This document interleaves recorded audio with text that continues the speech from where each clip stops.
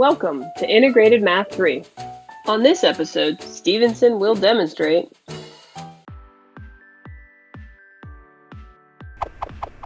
what if your polynomial doesn't have just 3 terms? What if it has 4 terms?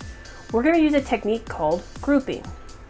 So the first thing you want to recognize is that we have 4 terms here. You can always start by pulling out a GCF, but in this case, there's nothing in common. So what we're going to do is we're actually going to group the first 2 terms together,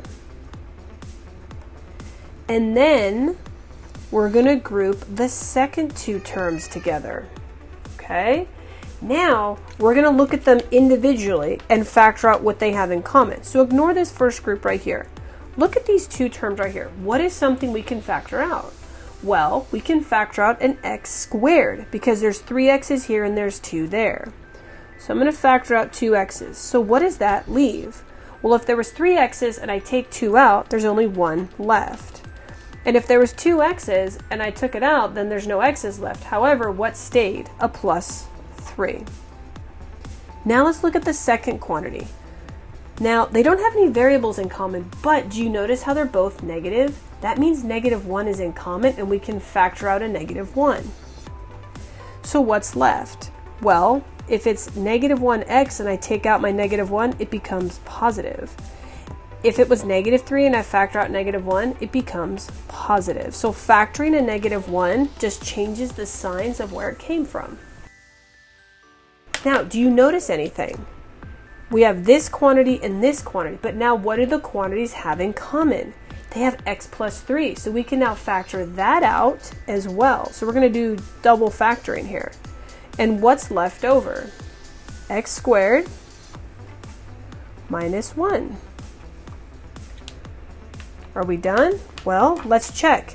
Can this be factored anymore? Yes, it can. This is a difference of squares. So that goes here. Now, everything is completely factored, and the reason I know that is because nothing is squared, and nothing has any GCFs or anything that can further come out. So we're going to follow the same process. So now, first thing we want to check, is there anything I can factor out from the beginning? No. So we're going to go into grouping. So we're going to take the first 2 quantities and put them in a group, plus, and then we're going to group the next 2 terms together like that. Now, let's look at each binomial by themselves. So cover this up. What is in common here? The only thing I see in common is an x squared. There's 2 x's here and there's 3 x's there. So again, like above, we're going to take out 2 x's. Now, what's left? I have 3 x's, but I took 2 out. 1's left. This had 2 x's, I took them out, so that's left me a 7. Let's look at the next one. What is something these both have in common? They don't have an x in common, but they have a number in common. Do you see how they're both negative? So let's take out that -1. And 4 divides into 28. So we're going to factor out a 4. So 4x divided by 4x, -4 divided by -4 is 1. So it's 1x. -28 divided by -4 is positive 7. Now, do you notice this quantity and this quantity have an x plus 7 in common? So we're going to take the x plus 7 and we're going to factor that out. Now what's left? An x squared and a -4. Now, can this be factored anymore? Yes, it can. Do you recognize x squared minus 4 is a difference of squares?